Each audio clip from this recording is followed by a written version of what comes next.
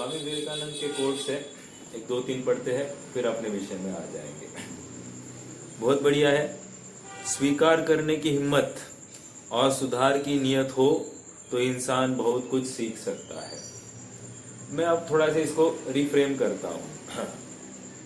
अपनी गलती कहाँ हो रही है, अर्थात मिथ्यात्व क्यों हो रहा है, इस बात की स्वीकृति हो जाए तो जीव उसके अभाव करने का उद्यम करेगा और निश्चित ही आत्मानुभव को प्राप्त होगा।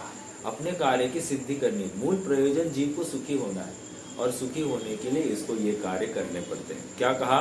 स्वीकार करने की हिम्मत। हिम्मत कह रहे हैं, हिम्मत मतलब क्या? हर कोई जीव ऐसी हिम्मत नहीं दिखाता। हाँ, हम तो संसार में है आदि आदि सब बातें रख के अपनी पुरुषार्थहीनता को वो उजागर करता है। संसार की दुहाई देकर अपने किम कर्तव्य विमूढ़ होकर अपने पुरुषार्थहीनता का वो डिंडोरा पिटाता है, जो कि बात योग्य नहीं है। अर्थात परिस्थितियों को दोष देना योग्य नहीं है, परिस्थितियों को, संयोगों को दोष देना योग्य नहीं है। क्यों? तुम्हें यथार्थ कुछ वस्तु प्राप्त करनी है, तुम्हें हिम्मत दिखानी पड़ेगी। ठीक है? हम हिम्मत ना गलत जगह पर दिखाते, सो योग्य नहीं है।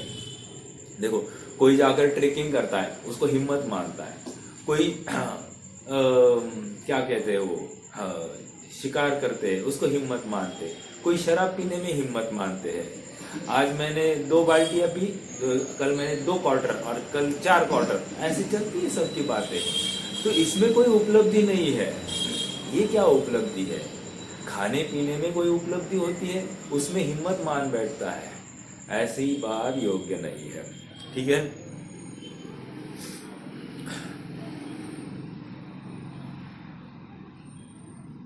देखो, और एक बात, तुम्हारे लक्ष्य के अलावा अन्य किसी पर तुम्हारा ध्यान जाता है तो वो जो ध्यान गया है ना, वो ध्यान तुम्हारा परम शत्रु है। क्या कहा? फिर से, अपने लक्ष्य के अलावा अन्य जिस पर भी तुम्हारा ध्यान जाता है वह तुम्हारा परम शत्रु है। वो वस्तु तुम्हारी परम शत्रु नहीं है, तुम्हारा ध्यान जो गया ना पर वस्तु के ऊपर, अर्थात वो रुचि के बिना गया नहीं, इसलिए वो तुम्हारा परम शत्रु हो गया। अर्थात तुम लक्ष्य के प्रति निष्ठ नहीं हो, अर्थात तुम्हें सच्ची धगज नहीं है। सच्ची धगज होती तो तुम यहां वहां ताक झाक करते दिखाई नहीं देते। इसलिए इष्टोपदेश में भी एक छंद आया है ना, गत्वा नेत्रानुतप्यते, अर्थात यहां वहां उपयोग गया कि अत्यंत ताप को प्राप्त होता है जीव।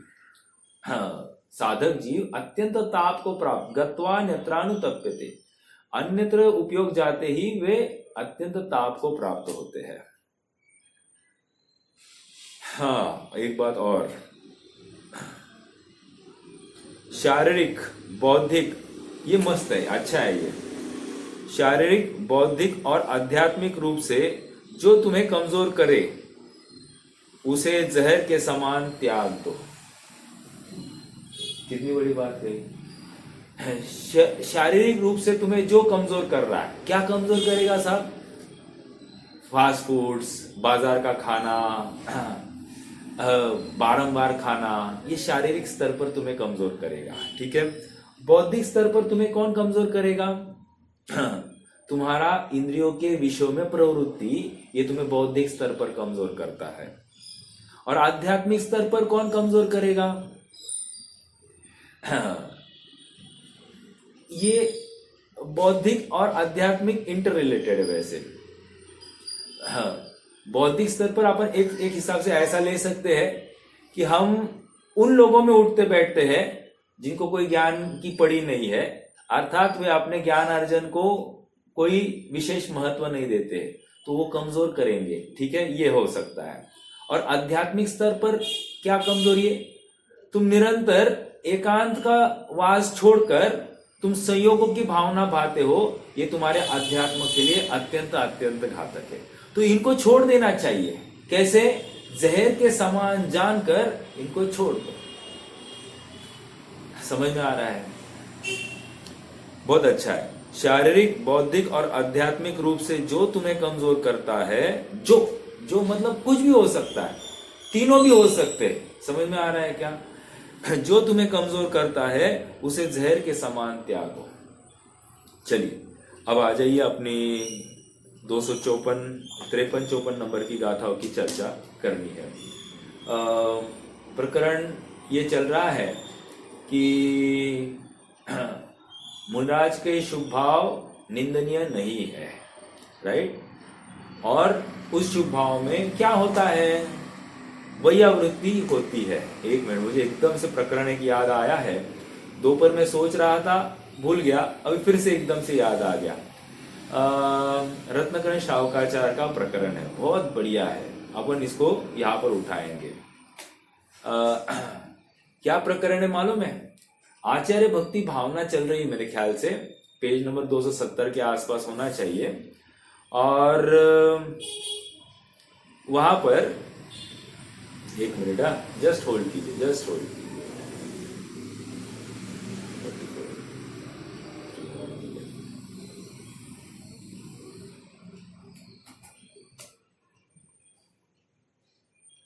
हाँ,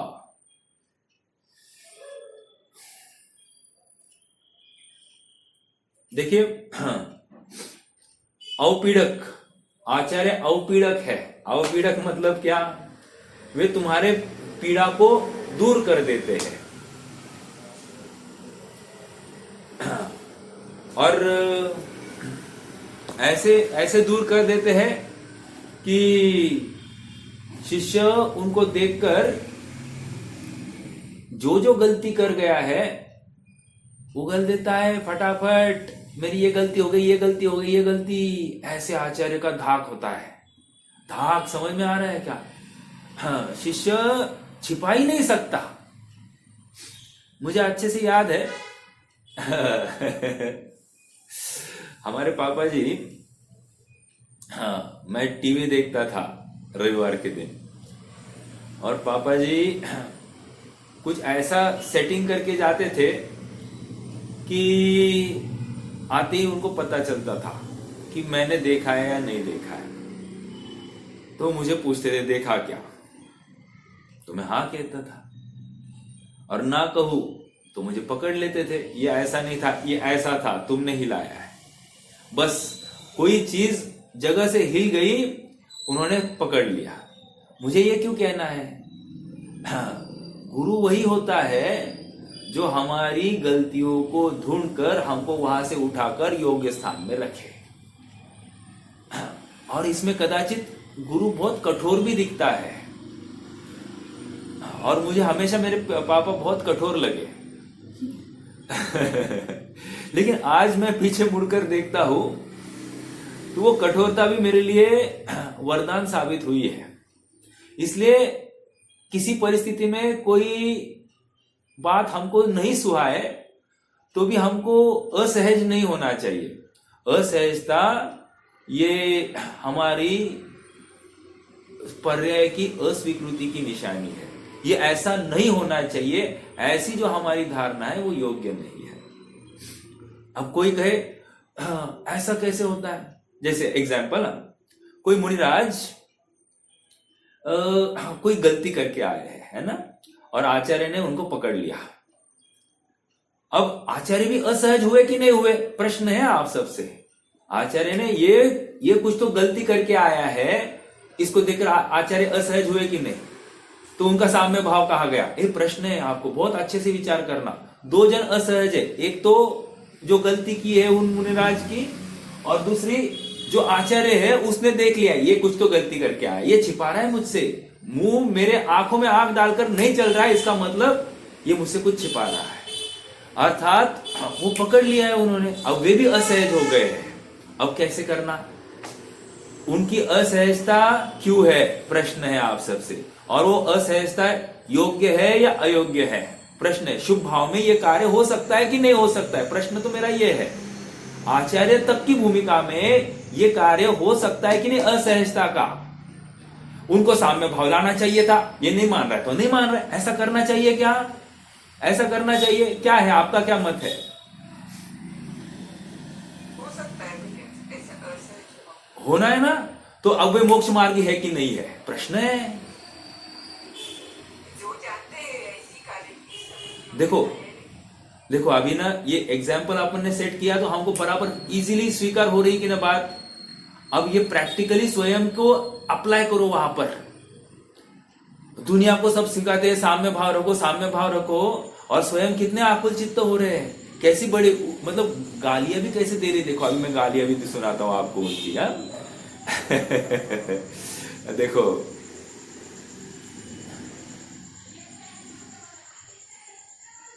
देखो शिष्य तो गुरु का विश्वास करके कहता है, किंतु यदि गुरु शिष्य का दोष प्रकट कर देता है, दूसरों को बता देता है, तो वह गुरु नहीं। ये ठीक है।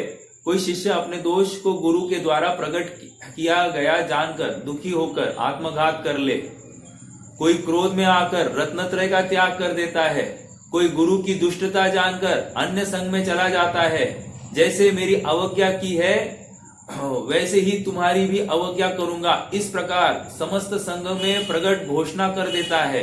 किसके प्रति? गुरु के प्रति शिष्य ये कर रहा है, जिससे समस्त संघ का आचार्य पर विश्वास उड़ जाता है। आचार्य सभी के त्याज्य हो जाता है, आचार्य सभी के त्याज्य हो जाता है इत्यादि बहुत दोष आते हैं। बहुत कहने से कथन बढ़ जाएगा, अतः अपरिश्रावी गुण का धारक ही आचार्य होना चाहिए। मुझे इतना कहना है यहाँ पर। अपरिश्रावी मतलब क्या? कि शिष्य जिस दोष का गुरु से आलोचना करता है, गुरु अपने तक ही रखता है। ये इतनी सी बात थी। ओके, एक मिनट, थोड़ा सा मुझे ना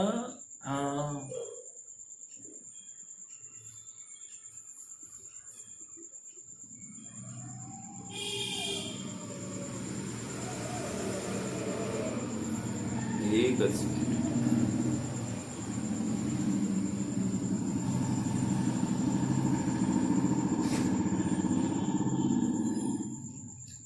नहीं मिल रहा है मुझे अभी प्रकरण। वो ये सॉफ्ट कॉपी मेरे सामने लिखा हुआ होता तो ठीक है, कोई बात नहीं। हाँ, यहाँ तक कहते हैं, निकल जा तू संग से, तू लांछन है, ऐसी ऐसी बातें वहां पर आई है।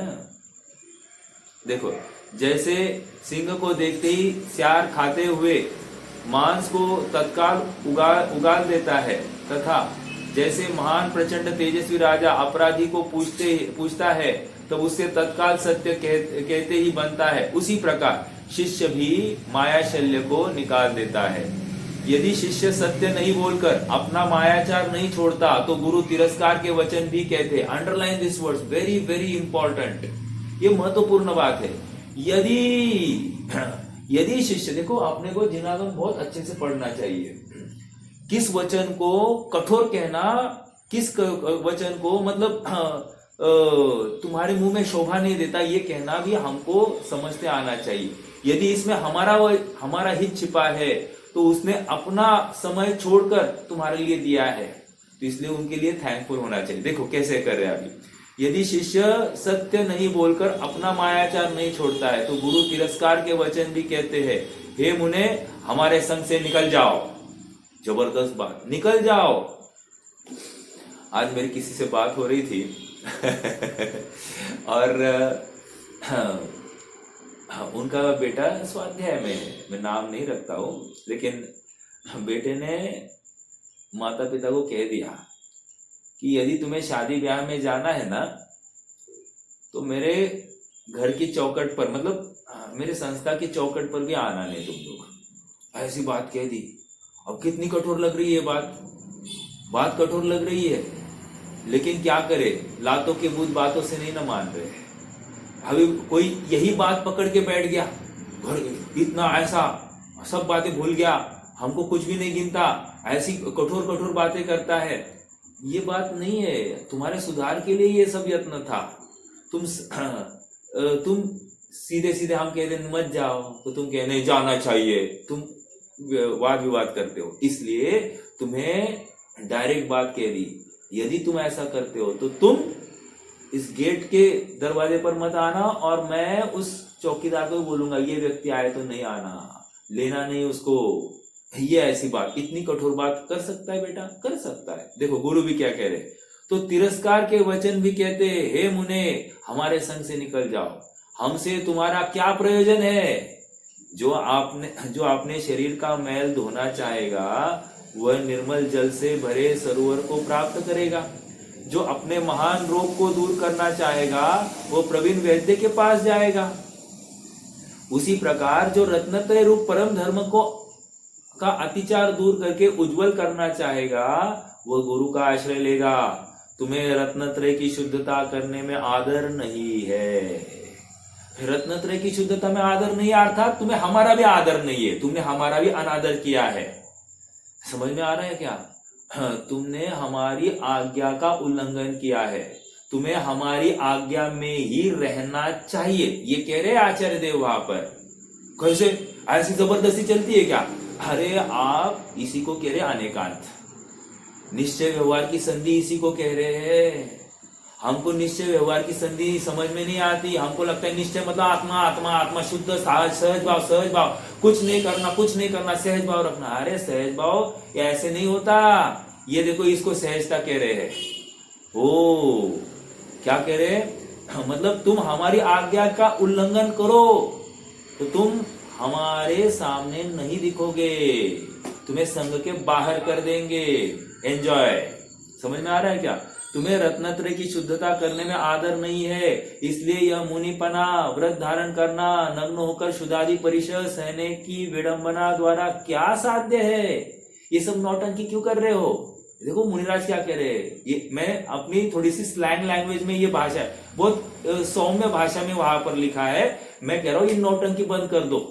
समझ में आ रहा है क्या? क्यों कर रहे हो नाटक? क्यों फंसा रहे हो? खुद तुम्हारा भी समझ आ रहा है, हमारा भी समझ आ रहा है। विडंबना द्वारा क्या साध्य है? संवर निर्जरा तो कषाय को जीतने से होती है। अब ये कह रहे हैं संवर निर्जरा कषाय को जीतने से। तुमको कषाय हुई नहीं क्या? आचार्य को कषाय हुई है कि नहीं हुई है? अब उनकी संवर निर्जरा हो रही है कि नहीं हो रही है? प्रश्न है फिर से। कैसे अपन इसमें से निकाले, मतलब रास्ता कैसे निकाले?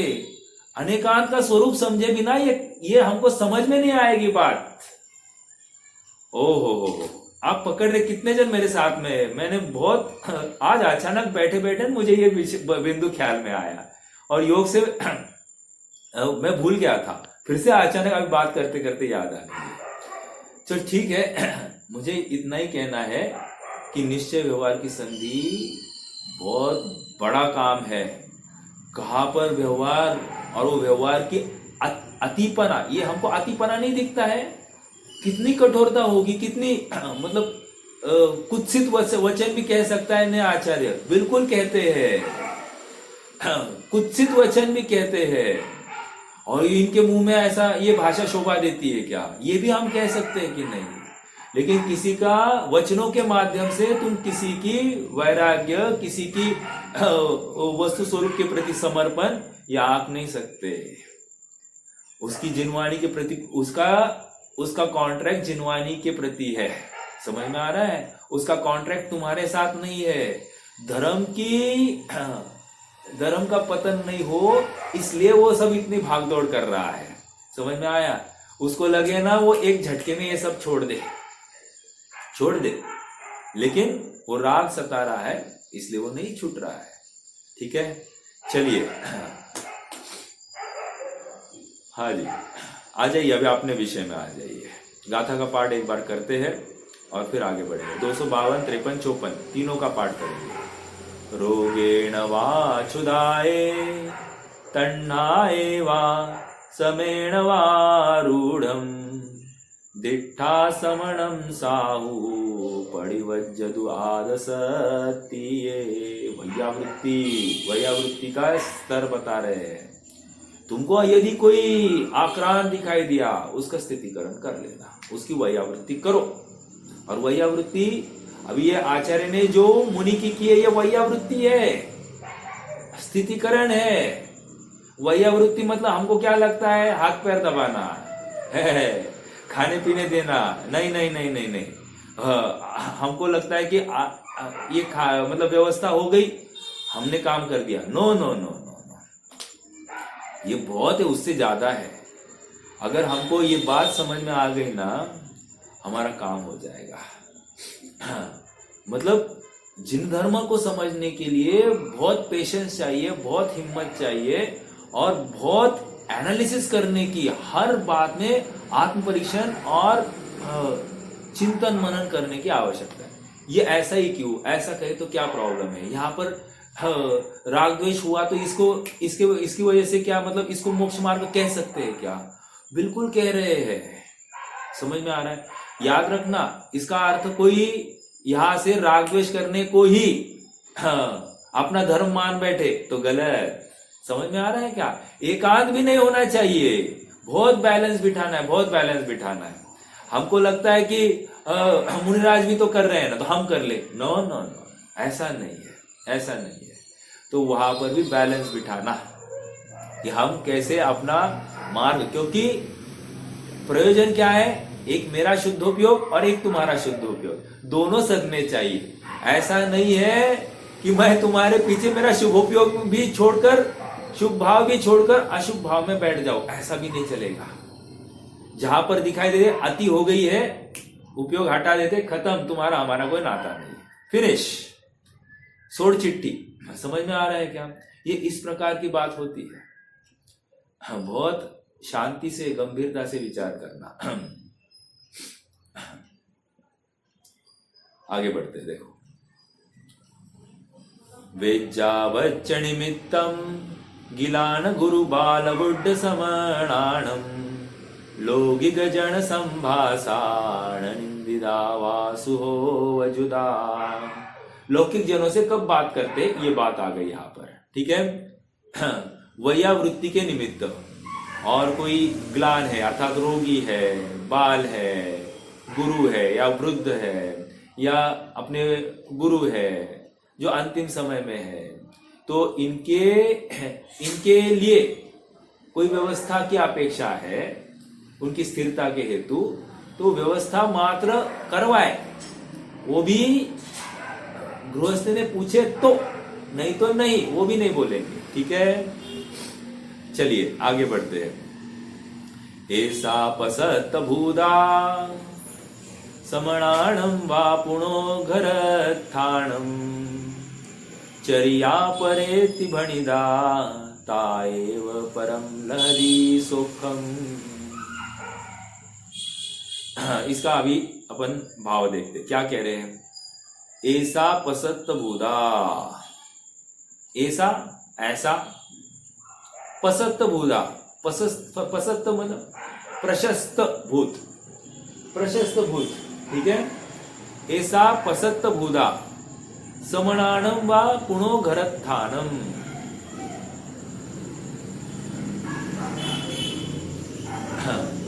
ऐसी प्रशस्त चर्या श्रमणों के यहां तक आ गया, वा अथवा, अथवा पुणो घरत्थानम।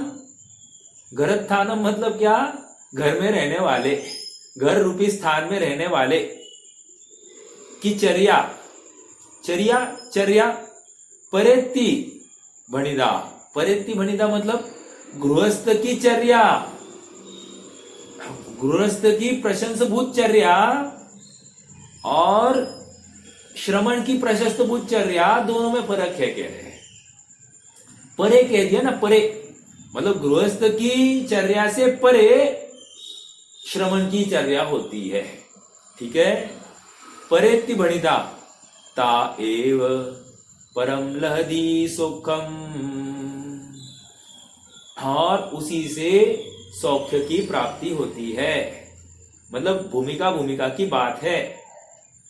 जो श्रमण की भूमिका में प्रशंसनीय चर्या है, वो गृहस्थ की चर्या में, भूमिका में वो संभव नहीं है, ठीक है। अब देखो और एक, यहां पर गौण शब्द आया है। मैं थोड़ा सा यहाँ का हिंदी अनुवाद पढ़ लेते, चलो तीनों का ही पढ़ लेते। श्रम रोग भूख रुप्यास से आक्रांत है जो श्रमण जन, उन्हें लख कर शक्ति के अनुसार वैयावृत्त करो। ग्लान गुरु अर वृद्ध बालक श्रमण सेवा निमित्त से, निंदित नहीं शुभ भाव में संवाद लौकिक जनों से। प्रशस्त चर्या श्रमण के हो गौन किंतु गृही जन। देखो, प्रशस्त चर्या श्रमण के हो तो गौण, उसको गौण कर दीजिए। किंतु गृही जन के मुख्य होती है सदा, अरवे उसी से सुखी हो। कह रहे गृही जनों की चर्या मुख्य रूप से ये शुभ भाव रूप चर्या ही होती है। क्या कहा? और श्रमणों की शुभ भाव रूप चर्या गौण रूप से होती है। मतलब आचार्य देव डांट फटकार कर रहे हैं, सब कुछ कर रहे हैं, ये गौण रूप से हो रही है चर्या। गौण रूप से मतलब ये अपेक्षित ही नहीं है। अब थोड़ा सा विचार कीजिए ना, 700 का मुनि संघ है, अब कैसा अनुशासन करें? आप विचार तो कीजिए, 700 जनों का अनुशासन, कौन कितनी प्रवृत्ति के कैसे वाले, मतलब किस विचारधारा के होंगे, किसकी क्या होगी अपब्रिंगिंग, कुछ भी नहीं अपन बोल सकते ना। फिर वो इतने व्यवस्थित कैसे चलता होगा संघ? एकमात्र आधार, सब आत्मा के प्रेमी है, सब जिनागम के अनुयायी है, जिन आगम या जिन फिलॉसफी को, जिन तत्व ज्ञान को मानते हैं, उस कॉन्स्टिट्यूशन को जो मानता है, अपने आप उसमें विरोध के अवसर ही खड़े नहीं होते। और कदाचित हो जाए तो ये बातें हैं। और सुनिए, प्रत्येक श्रमण वो आचार्य की लायकात रखता है, अर्थात आचार्य हो सकता है, इतनी ताकत हर श्रमण में होती है। वो किसी एक के ऊपर थोप दिया गया है। जैसे अपने यहां पर 5-50 मंत्री होते, तो ये हर मंत्री में मुख्यमंत्री बनने की ताकत है, ऐसा विचार कीजिए। लेकिन किसी एक को उसकी इच्छा नहीं है, लेकिन उसको मतलब मुख्यमंत्री बना दिया गया है। वो कहो तो इमीडिएटली इस्तीफा दे दे, ऐसी उसकी विचारधारा है। क्यों? उसको तो अपना आत्मकल्याण करने की अपेक्षा। चलो, समझ में आ रहा है क्या? तो ये 700 का अनुशासन प्रशासन इस बल पर हो रहा है क्योंकि सब उस संविधान से जुड़े हैं। कौन सा संविधान? जैन संविधान, वस्तु स्वरूप का संविधान, स्वतंत्रता का संविधान। पर द्रव्य में प्रवृत्ति करनी ही नहीं है, इस मान्यता के को लेकर चले हैं। और पर द्रव्य प्रवृत्ति हो गई है तो उसको अत्यंत अत्यंत खेद मानकर अपनी निंदा तो स्वयं कर ही रहे हैं और गुरु को सामने जाकर कह रहे हैं, मेरी ये गलती हो गई, मुझे यथार्थ दंड देकर मुझे शुद्ध कीजिए। साहब गलती मान ली तो अब दंड की क्या आवश्यकता है? मैंने मेरा दंड ले लिया, ऐसा हो सकता है क्या? नहीं चलेगा। समझ में आ रहा है क्या? कोई स्वयं दंड ले ले तो नहीं चलता है, दंड गुरु के द्वारा ही दिया जाता है। यही नियम है, यही संविधान है, उसके बिना तुम शुद्ध भी नहीं होंगे। नहीं, लेकिन ये गलती को आपने उस मुनिराज को ये दंड दिया था, वही दंड मैंने भी ले लिया, अब ये चलेगा? नहीं चलेगा। कदाचित उससे भी कठोर दंड तुम्हारे लिए हो सकता है। सेम गलती लेकिन उससे कठोर दंड भी हो सकता है, और सेम गलती उससे मंद दंड भी तुम्हारा हो सकता है। डिपेंड्स आचार्यों कैसे लगता है। समझ में आ रहा है क्या? चलिए, ये भेदभाव नहीं है। आश्चर्य की बात है मतलब ऐसा हो सकता है क्या आप दो शिष्यों में दूजा भाव करते हैं, ऐसा कोई शिष्य बोले क्या? चलेगा। और ऐसे प्रसंग कितने बार आते होंगे कि दो शिष्यों में उन्होंने थोड़ा सा, एक को छोटा और एक को बड़ा ऐसा दर्जा दिया होगा। हो सकता है क्या? बिल्कुल हो सकता है। लेकिन जिसको छोटा दर्जा दिया है उसको खेद नहीं बरतेगा। क्यों? वह आत्म रुचि वाला है। बस अपने को कौन गिनते हैं, अपने को कोई गिनते ही नहीं है, उसकी सब वैल्यू करते नहीं। ये अपना प्रयोजन जानता है, मुझे तो शुद्धात्मा की प्राप्ति करनी है बस। हाँ, वो यश का पिपासु नहीं है, वो आत्मा का पिपासु है। और जिसको आत्मा की पड़ी है उसको बाकी सब कार्य गौण हो जाते हैं। समझ में आ रहा है क्या? दिन रात उसको आत्मा की पड़ी है, किसका क्या हुआ किसका क्या हुआ ये समझने की उसको बिल्कुल रुचि नहीं है। आप पकड़ रहे मेरी बात को? हाँ, तो क्या कह रहे, गृहस्थ की भूमिका में शुभ भाव मुख्य रूप से होते हैं और श्रमण की भूमिका में शुभ भाव गौण रूप से होते हैं। वाह, जबरदस्त बात है। आइए थोड़ा सा अपन अब इसकी टीका पढ़ते हैं। पेज नंबर 189 पर है।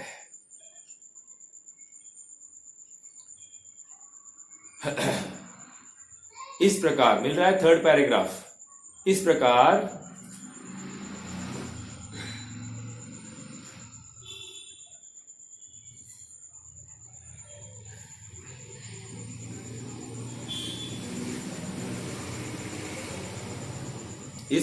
शुद्धात्मा के प्रशासक सर्वविरति को प्राप्त श्रमणों के कषाय कण के सद्भाव से, क्या कह रहे, कषाय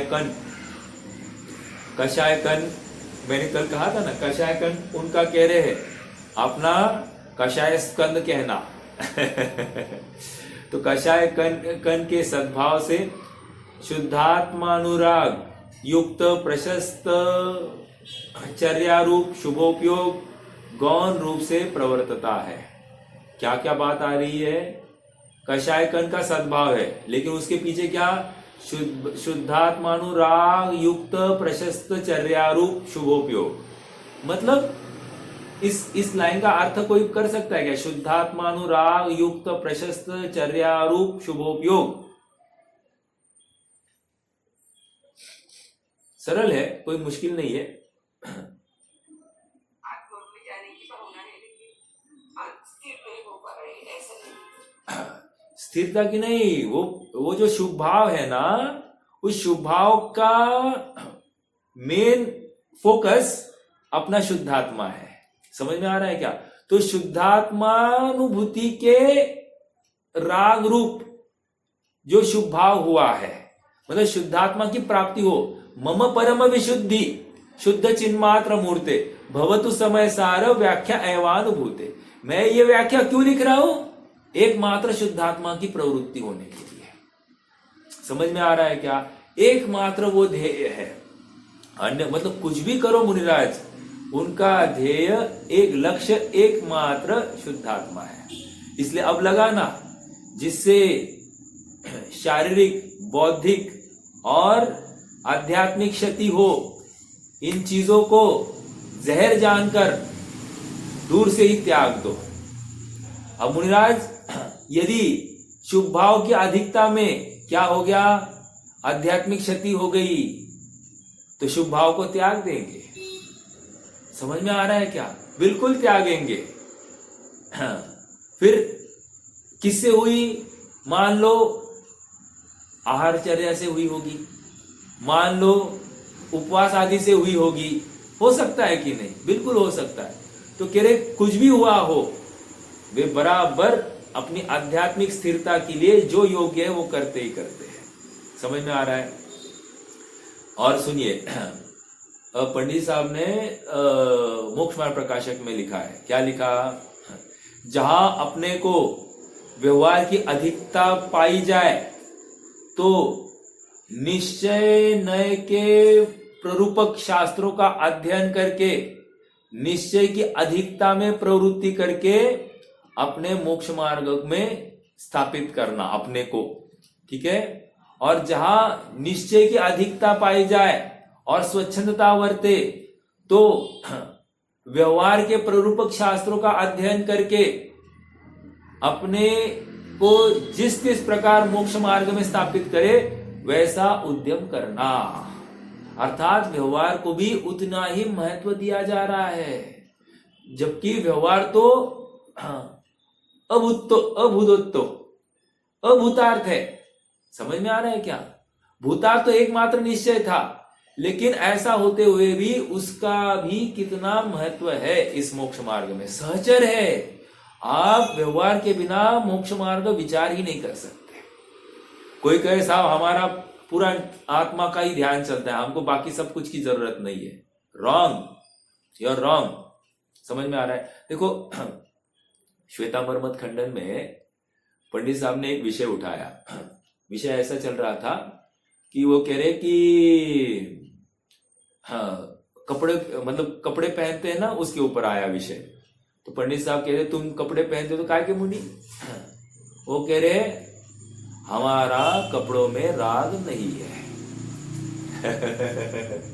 हमारा कपड़ों में ममत्व भाव नहीं है। ये बात लगती है क्या पॉसिबल? राग नहीं है ऐसा पॉसिबल है क्या? तो कह रहे नहीं नहीं नहीं, फिर तुम में और गृहस्थों में क्या अंतर? ऐसा कपड़ों में ममत्व नहीं है, ऐसे गृहस्थ है, लेकिन वे चौथे पांचवें गुणस्थान वाले हैं। मुनि अवस्था में कपड़ों का राग रहकर, कपड़ों का राग नहीं है और ऐसी प्रवृत्ति चलती हो कपड़ों सहित और मुनि दशा दर्शाई जाए, ये संभव नहीं है। देखो और एक प्रश्न पूछा, तुम्हारा राग दर्शन मोह जनित है या चारित्र मोह जनित है? प्रश्न क्या है? क्या क्या प्रश्न? तुम्हारा राग दर्शन मोह जनित है या चारित्र मोह जनित है? क्या कौन सा होना चाहिए मुनि अवस्था में?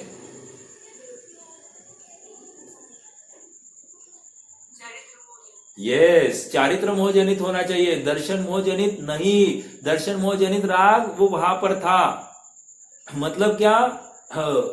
उसका वीतराग था। चारित्र दर्शन मोह जनित राग का अभाव, वो तो चौथे गुणस्थान वाला कभी, वो कपड़े को, शरीर को हे मान रहा है, इन सारी प्रवृत्तियों को हे मान रहा है, श्रद्धान में है वो, तो कपड़े नहीं दिखाई देंगे। वो चतुर्थ गुणस्थान में चारित्र मोहजनित राग पाया जाएगा, लेकिन दर्शन मोहजनित वितरागता होती ही होती है। उन कपड़ों के प्रति अनुत्सुक इच्छा नहीं है, उत्सुकता नहीं है, बस चल रहा है सो चल रहा है। क्या क्या पहना है, कैसे पहना है, कोई नहीं, बस तन ढकने के लिए वो व्यवस्था है। इससे अधिक वो और कुछ भी नहीं देख रहा है। ये अच्छा है क्या, मुझे ठीक दिखता है क्या, मैं सुंदर दिखता हूं क्या, फालतूगिरी है ये सब। और सुनो, ये तो चौथे में नहीं, पहले में ही ये संभव है, क्योंकि उपेक्षा भाव हुए बिना शरीर के प्रति, कपड़ों के प्रति, संयोगों के प्रति, उपेक्षा भाव मतलब क्या? द्वेष नहीं। उपेक्षा भाव मतलब ये अपने लिए कार्यकारी नहीं, ये मेरी चैतन्य सत्ता से परे है, इसकी स्ट्रॉन्ग कन्विक्शन हुए बिना उनमें आत्मीयता आती नहीं है। मतलब उनसे आत्मीयता जाती नहीं, मतलब विषयों से आत्मीयता जानी और स्व में आत्मीयता आनी, ये बहुत जरूरी है। और ये पहली भूमिका है, मतलब मिथ्यात्व में ही हो जाता है। मिथ्यात्व में होता है मतलब सम्यक तो सन्मुख मिथ्या दृष्टि। हाँ, हर किसी मिथ्या दृष्टि के नहीं होगा, सम्यक तो सन्मुख मिथ्या दृष्टि के होगा, जो निरंतर छटपटा रहा है, जुनून हावी है कि मुझे कुछ ना कुछ करना ही करना है, मेरा आत्म कल्याण, अभी नहीं तो कभी नहीं। क्या कह रहे हैं? अभी नहीं तो कभी नहीं, इस बात पर अड़ गया है वो। समझ में आ रहा है? हाँ जी, देखो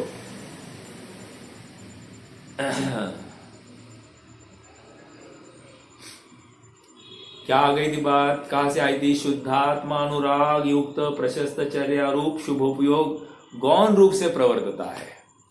मतलब वो कषायकन के सद्भाव में, कषायकन का सद्भाव मतलब क्या कहना है इनको? देखो दो बातें कर रहे हैं। कषायकन का सद्भाव, यू कहो द्रव्य कर्म का उदय, कोई प्रॉब्लम नहीं। यू कहो अंतरंग कषाय ही ऐसी है, मतलब भाव कर्म की तरफ भी ले जा रहे हैं। देखो लॉजिकली कषाय कर्म मतलब अपना अंतरंग कषाय की बात चल रही है, वहां कषाय जिंदा है और उसी समय में संज्वलन दिखाई दे रही है, संज्वलन कषाय दिखाई दे रही है। तो कह रहे कि अपनी जो चारित्र मोह जनित अस्थिरता है इसको यहाँ पर कषाय कण कह रहे हैं।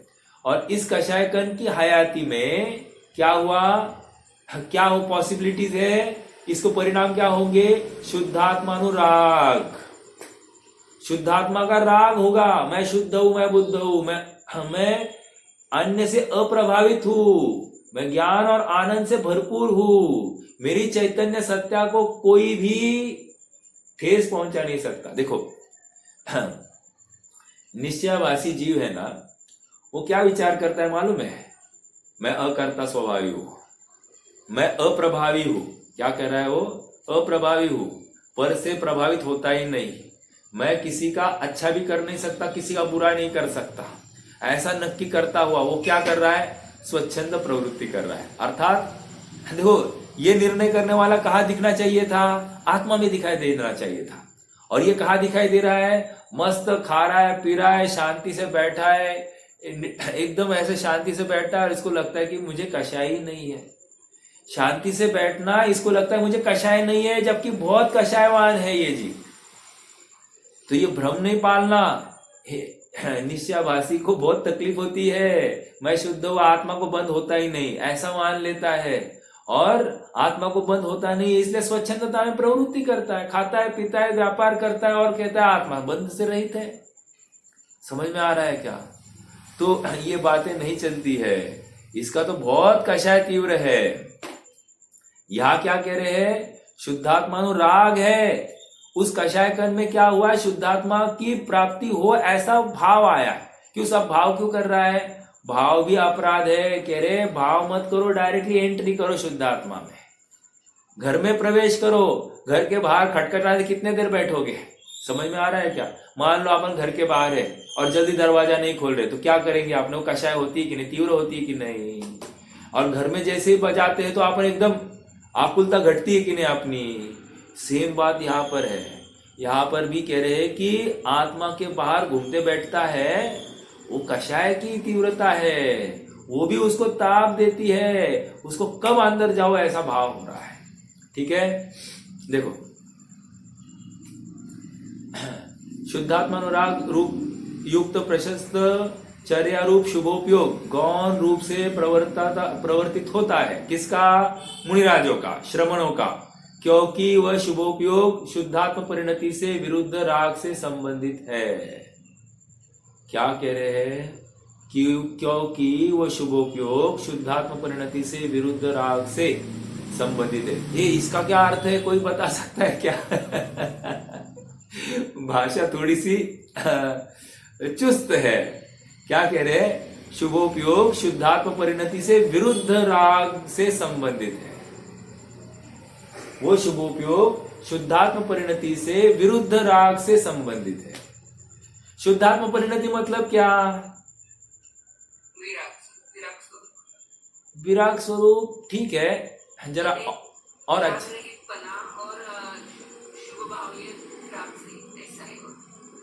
देखो, मैं इतना ही है यहाँ पर शुद्धात्म क्या, एक मिनट फिर से क्या शब्द आया, शुद्धोपयोग शुद्धात्म परिणति से विरुद्ध। यह शुभोपयोग शुभोपयोग को जोड़ दिए, शुद्धात्म परिणति से विरुद्ध है। शुद्धात्म परिणति मीन्स मालूम है क्या? तीन कषाय चौकड़ी के अभाव में प्रकट हुई वीतराग दशा, इसको शुद्धात्म परिणति कह रहे हैं। समझ में आ रहा है क्या? तीन कषाय चौकड़ी के अभाव में प्रकट हुई जो वीतरागता है वो शुद्धात्म परिणति है। अब ये शुद्धात्म परिणति इज नॉट राग रूप, लेकिन ये शुभोपयोग है ना, ये राग रूप है, तो इसलिए कह रहे वो वीतराग रूप शुद्धात्म परिणति और ये शुभोपयोग ये राग रूप है, तो दोनों विरुद्ध है ऐसा कह रहे हैं। पकड़ में आ रहा है क्या? सीधी सी बात है, अपन ने हमेशा चर्चा करते हैं, जब भी ज्ञानी की चर्चा करनी है तो ज्ञान को दो भागों में विभाजित कीजिए, तीन भागों में करो, लेकिन दो ही ठीक है, लब्धि और उपयोग। ठीक है, श्रद्धा को एक ही होती है, उसका भाग नहीं होता, एक ही होती है। और चारित्र के दो भाग करना, एक परिणति रूप और एक उपयोग रूप। अब जो परिणति है ना, वो कषाय चौकड़ी के अभाव में व्यक्त हुई वीतराग दशा है। वो निरंतर चलती है, निरंतर। कुछ भी करो जीव, कुछ भी करने दो, ये शुद्धात्म परिणति निरंतर चलती है। समझ में आ रहा है क्या? सॉरी, शुद्धात्म नहीं, शुद्ध परिणति, ये निरंतर चलती है। तो ये शुद्ध परिणति इज नथिंग बट कषाय चौकड़ी का अभाव। जो जो कषाय चौकड़ी गई है त्यो त्यो वीतराग दशा प्रकट हुई है। तो 3 कषाय चौकड़ी के अभाव में जो शुद्ध परिणति हुई है वो वीतरागी ही है। अब ये परिणति तो है ही, लेकिन जो शुभोपयोग रूप जो राग पाया जा रहा है वो वीतराग नहीं है, वो तो राग है, राग का अंश है, कषाय का अंश है, वो चारित्र का मल है। तो वो मल का अभाव की अपेक्षा है, वहां पर मल के सद्भाव की अपेक्षा नहीं है। समझ में आ रहा है क्या? देखो, एक एग्जाम्पल देता हूं। मान लो हमारा रोग, हमको रोग था कोई, और रोग 90% निकल गया है। अब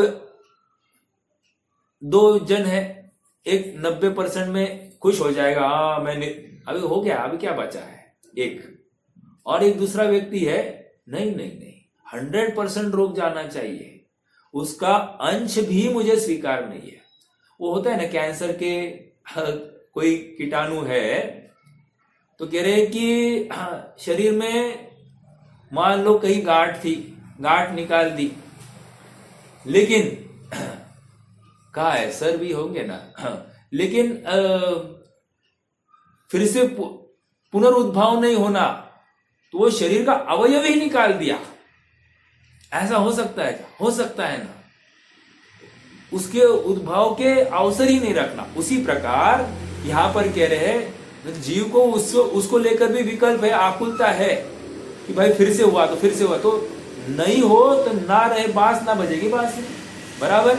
उसी प्रकार ये शुभ राग जो है ये नहीं होना चाहिए, इसके लिए निरंतर प्रयास है। और निरंतर प्रयास कैसा? वो शुद्धात्मा की प्राप्ति हो, इसलिए। समझ में आ रहा है? हाँ, देखो और एक बात, हाँ, ये शुभोपयोग भी जो उसको जो वैल्यू दी जा रही है ना, वो शुद्धोपयोग के कारण दी जा रही है। यदि शुद्धोपयोग नहीं होता तो इस शुभोपयोग को कौन पूछता है साहब? कोई नहीं पूछता। नो वैल्यू, यूजलेस संसार का कारण है। समझ में आ रहा है क्या? उसको गृहस्थ कह दिया पहले, 1-2 गाथा पहले, ठीक है। तो भाई समय कितना है, चलो। हाँ, क्योंकि यह शुभोपयोग शुद्धात्म परिणति के विरुद्ध राग से संबंधित है। हाँ, सर्वविरति के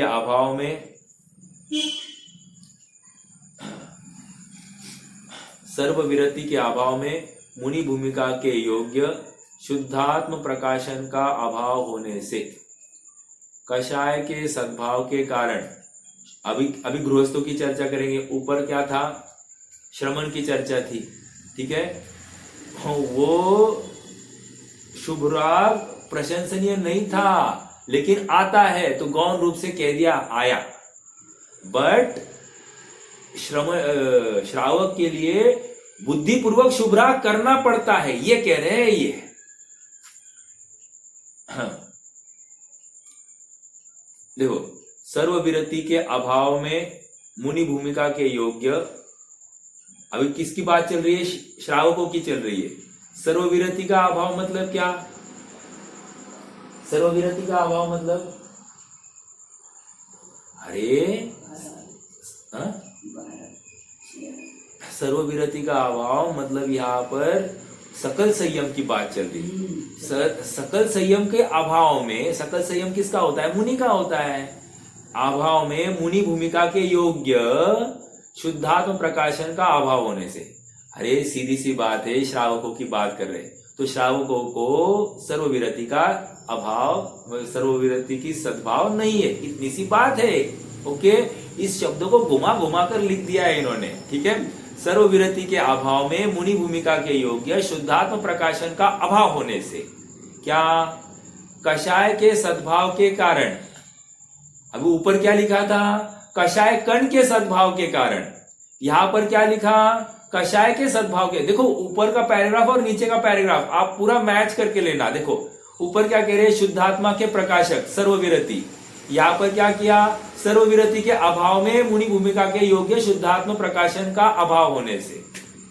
आप पकड़ रहे क्या, वहां पर प्रकाश है और यहां पर प्रकाश का अभाव है। दो बातें समझ में आ रही क्या। देखो आपको अमृत चंद्र को समझना है ना, उनका एक ऊपर का पैराग्राफ पढ़ना और नीचे का उसका विरुद्ध ही होगा और सेम टू सेम लाइंस होगी, बस नेगेटिव डालते जाएंगे वहां पर। हो गया उनका पैराग्राफ खत्म।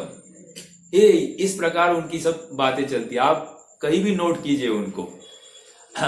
तो अभाव होने से कषाय के सद्भाव के कारण शुभोपयोगी गृहस्थ के मुख्य है। ऊपर क्या कहा था, शुभ्रा गौण रूप प्रवर्तता है।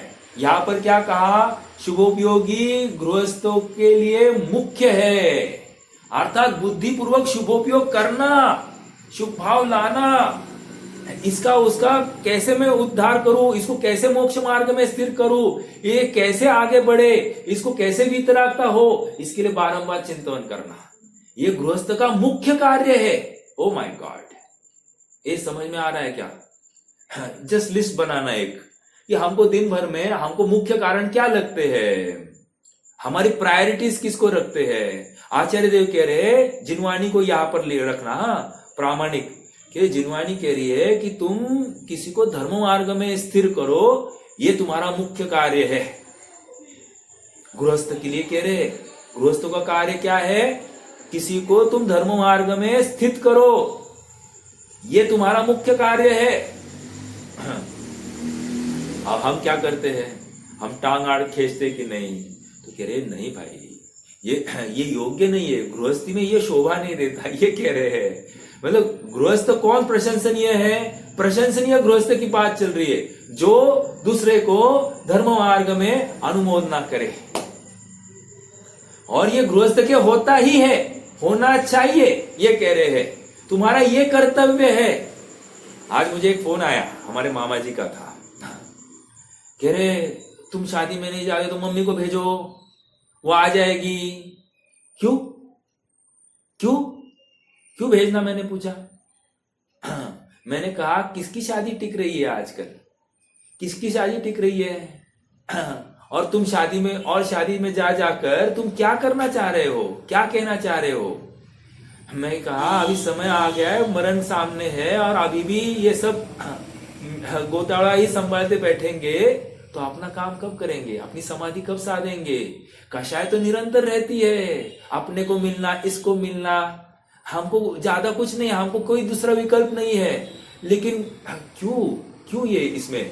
मैंने उनको कहा विचार करो, यदि तुम्हें इस पर्टिकुलर शादी में प्रेजेंटी लगाने का फल दिखाया जाए कि तुम्हें भविष्य में ये रोग होने वाले हैं, ये इस शादी में जाने की वजह से, तुम जाओगे क्या, जाओगे।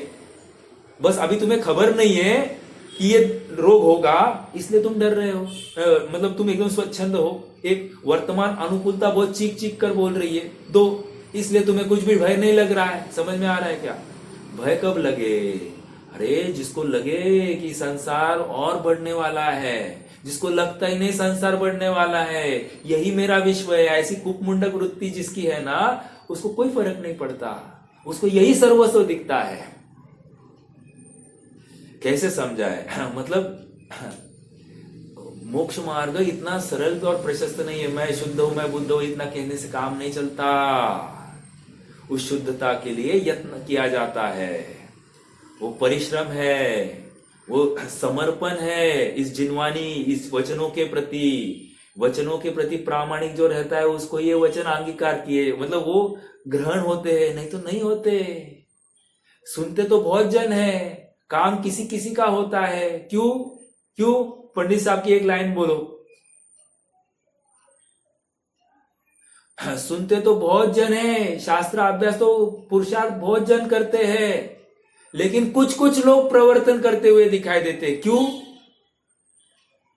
उत्तर कोई दिएगा या ढूंढकर निकालेंगे।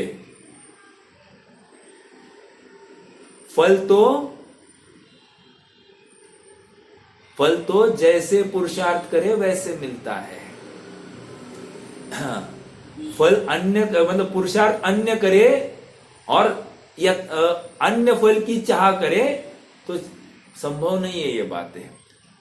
मोक्ष मार्ग प्रकाशक पेज नंबर 270 280 के आसपास होगा। ठीक है, समझने की बात है कि हम कहाँ खड़े हैं और हमारा कर्तव्य क्या है। कर्तव्य के नाम पर बहुत बड़ी लिस्ट दिखाई जाती है। वो कर्तव्य है ही नहीं भाई साहब, वो साइड बिजनेस है, वो अपने आप हो जाते हैं। जिसका जिनवानी के ऊपर यथार्थ श्रद्धा है ना, उसका व्यवहार भी यथार्थ हो जाता है। व्यवहार यथार्थ ही है और अन्यों को लगता है कि हमारा व्यवहार यथार्थ, इनको व्यवहार समझता ही नहीं है।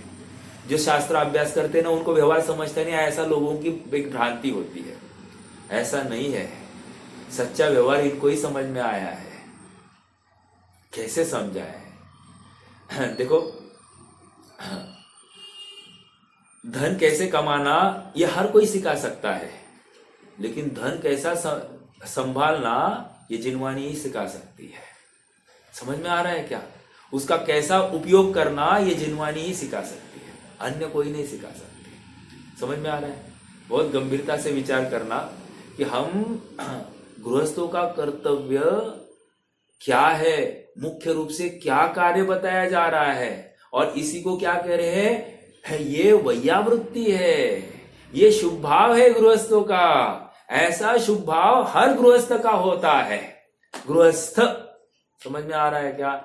जो आत्मा की रुचि रखता हो ऐसा।